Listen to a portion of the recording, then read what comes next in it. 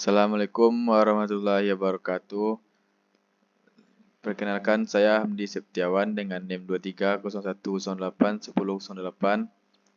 Baiklah, saya akan menjelaskan materi NetAcad tentang Network Management. Penemuan perangkat dengan CDP. Ikhtisar CDP. CDP merupakan protokol layer 2 milik Cisco yang digunakan untuk mengumpulkan informasi tentang perangkat Cisco yang berbagi tautan data yang sama.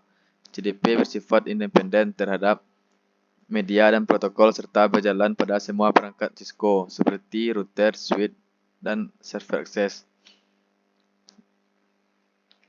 Karena sebagian besar perangkat jaringan terhubung ke perangkat lain, CDP dapat membantu dalam pengambilan keputusan desain jaringan, pemecahan masalah, dan membuat perubahan pada peralatan.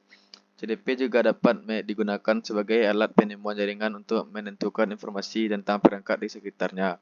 Informasi yang dikumpulkan dari CDP ini dapat membantu membangun topologi logis suatu jaringan ketika dokumentasi tidak ada atau kurang terperinci.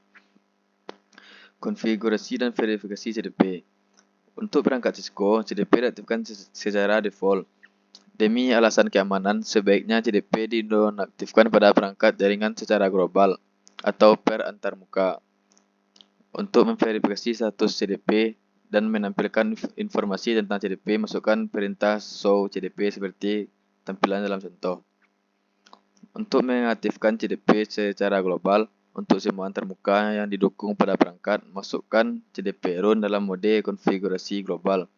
CDP dapat dinonaktifkan untuk semua antarmuka pada perangkat dengan perintah no CDP run dalam mode konfigurasi global. Seperti gambar-gambar yang dapat kita lihat ini. Temukan perangkat dengan menggunakan CDP. Perhatikan kurangnya dokumentasi dalam topologi yang ditunjukkan pada gambar. Administrator jaringan hanya mengetahui bahwa R1 terhubung ke perangkat lain.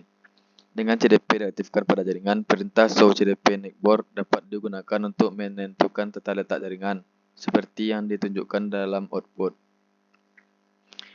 Tidak ada informasi yang tersedia mengenai jaringan lainnya. Perintah show CDP network memberikan informasi bermanfaat tentang setiap perangkat tentang CDP, termasuk yang berikut: pengenal perangkat, pengidentifikasi port, daftar kemampuan platform. Pemeriksa sintaksis, konfigurasi, dan verifikasi CDP. Perhatikan mengkonfigurasi dan memverifikasi CDP. Penemuan perangkat dengan LLDP. LLDP adalah protokol penemuan tetangga yang bersifat netral terhadap vendor, mirip dengan CDP. LLDP bekerja dengan perangkat jaringan seperti router, switch, dan titik akses LAN kabel. Konfigurasi dan verifikasi LLDP. Bergantung pada perangkatnya, LLDP mungkin diaktifkan secara default. Untuk mengaktifkan LLDP secara global pada perangkat jaringan Cisco, masukkan perintah LLDP run dalam mode konfigurasi global. Untuk menonaktifkan LLDP, masukkan perintah no LLDP run dalam mode konfigurasi global.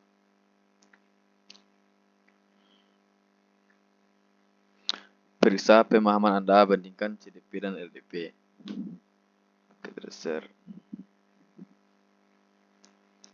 NTP, layanan waktu dan kalender. Jam perangkat lunak pada router dan switch dimulai saat sistem dinyalakan. Ini adalah sumber waktu utama bagi sistem. Biasanya pengaturan tanggal dan waktu pada router atau switch dapat diatur dengan menggunakan salah satu dari dua metode. Anda dapat mengkonfigurasi tanggal dan waktu secara manual, seperti yang ditunjukkan dalam contoh, atau mengkonfigurasi protokol waktu jaringan NTP. Operasi NTP. Jaringan NTP menggunakan sistem hierarki sumber waktu. Setiap level dalam sistem hierarki ini disebut stratum. Level stratum didefinisikan sebagai jumlah hop count dari sumber yang berwenang. Waktu yang disinkronkan didistribusikan ke seluruh jaringan dengan menggunakan NTP. Server NTP disusun dalam 3 tingkat menunjukkan 3 strata. Stratum 1 terhubung ke jam stratum 0, seperti gambar tersebut. konfigurasi dan verifikasi NTP. Gambar berikut menunjukkan topologi yang digunakan untuk menunjukkan konfigurasi dan verifikasi NTP.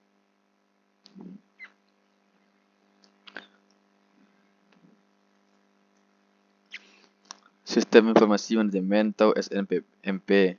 Pengantar SNMP. Sekarang jaringan Anda telah SNMP dikembangkan untuk memungkinkan administrator mengelola node seperti server, stasiun kerja, router, switch, dan peralatan keamanan pada jaringan IP SNMP. SNMP adalah protokol lapisan aplikasi yang menyediakan format pesan untuk komunikasi antara manajer dan agen. Sistem SNMP terdiri dari 3 elemen. 1. Manajer SNMP. 2. Agen SNMP atau simpul terkelola. 3. Basis informasi manajemen atau MIB. Operasi SNMP. Ada 2 permintaan utama pengelola SNMP, GET dan SET. Permintaan GET digunakan oleh NMS untuk meminta data pada perangkat. Permintaan SET digunakan oleh NMS untuk mengubah variabel konfigurasi pada perangkat agen.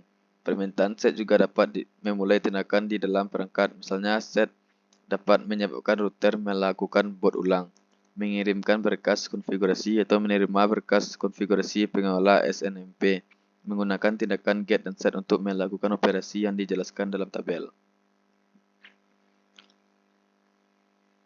Perangkap agen SNMP. Polling SNMP berkala memiliki kekurangan. Pertama, ada penundaan antara waktu terjadinya suatu peristiwa dan waktu peristiwa tersebut diketahui atau melalui polling oleh NMS. Kedua, ada trade-off antara frekuensi polling dan penggunaan bandwidth. Gambar tersebut mengilustrasikan penggunaan perangkap SNMP untuk memberitahu administrator jaringan bahwa antarmuka G0/0/0 telah gagal.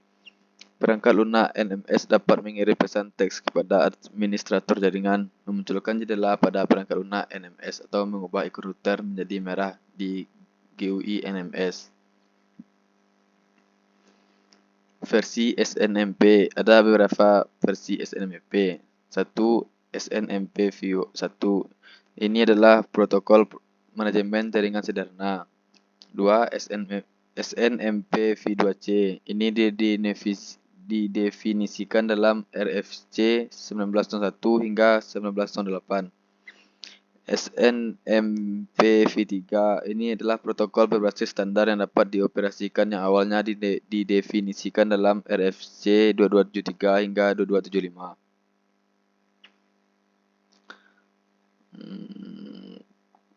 Konfigurasi string.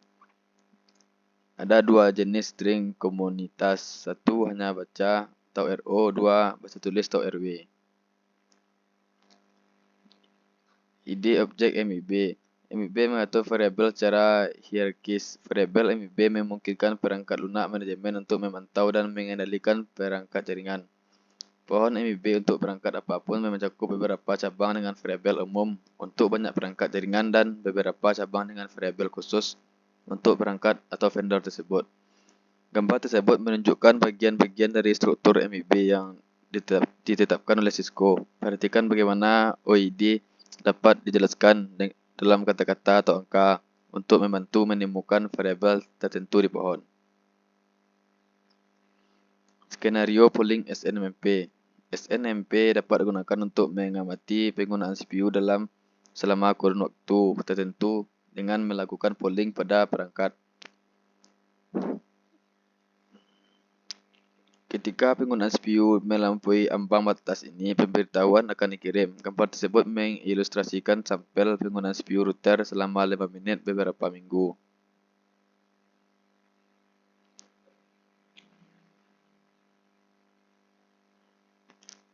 Sistem logistik pengantar syslog.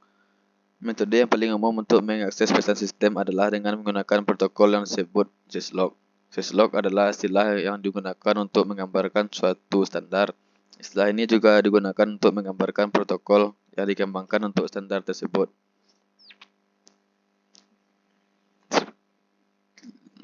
Operasi syslog. Alternatifnya, pesan yang pesan syslog dapat dikirim ke buffer internal. Pesan yang dikirim ke buffer internal hanya dapat dilihat melalui CLI perangkat. Seperti yang ditunjukkan pada gambar, tujuan populer untuk pesan syslog meliputi berikut ini. 1. Buffer pencatatan atau RAM di dalam router atau switch. 2. Garis konsol. 3. Garis terminal. 4. Server syslog.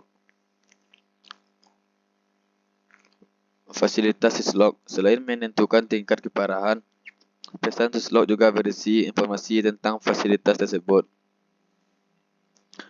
Opsi fasilitas pencatatan yang tersedia bersifat khusus untuk perangkat jaringan, misalnya switch Cisco seri 2960 yang menjalankan Cisco iOS Release 15.0 atau 2 dan router Cisco 1941 yang menjalankan Cisco iOS Release 15.2 mendukung 24 opsi fasilitas yang dikategorikan ke dalam 12 jenis fasilitas. Beberapa kode fasilitas pesan syslog umum yang dilaporkan pada router Cisco iOS meliputi 1 Giga, 2 IP, 3 OSPF, 4 SES, 5 IP SNC.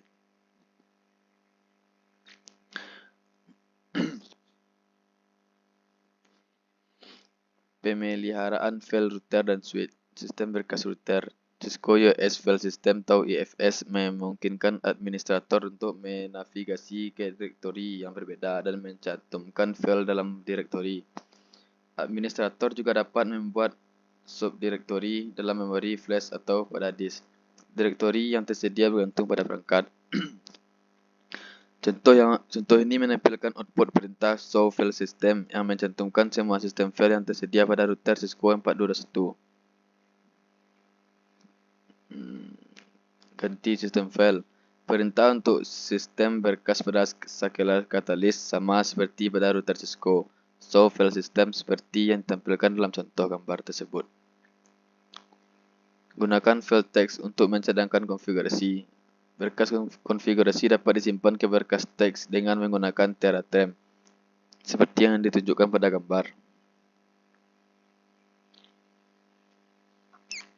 Gunakan TFTP untuk mencadangkan dan memulihkan konfigurasi. Untuk menyimpan konfigurasi yang sedang berjalan atau konfigurasi startup ke server TFTP, gunakan perintah copy running config TFTP atau copy startup config TFTP seperti yang ditunjukkan dalam contoh. Port USB pada router Cisco.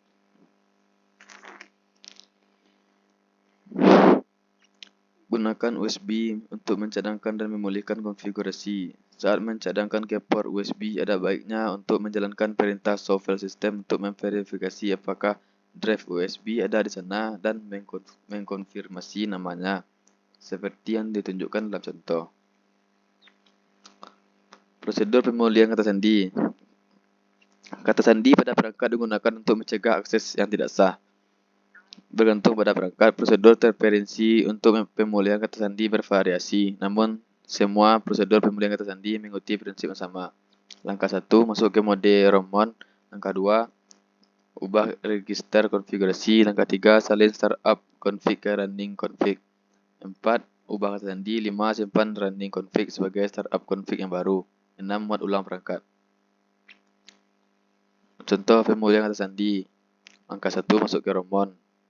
Seperti gambar tersebut.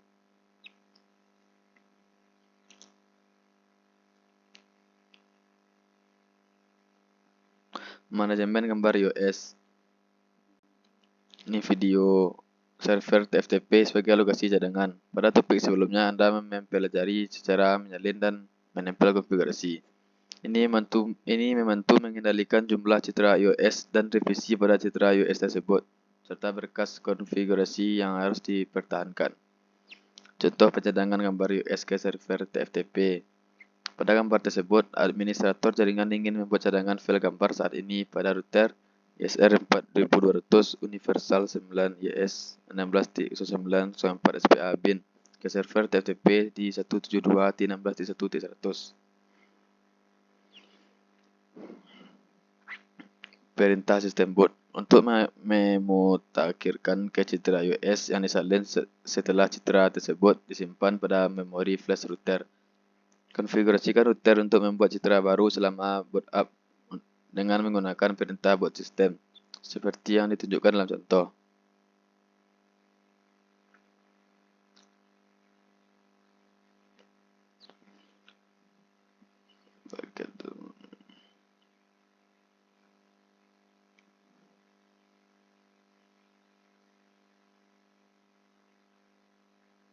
Baik, itu yang dapat saya jelaskan. Sekian dan terima kasih. Assalamualaikum warahmatullahi wabarakatuh.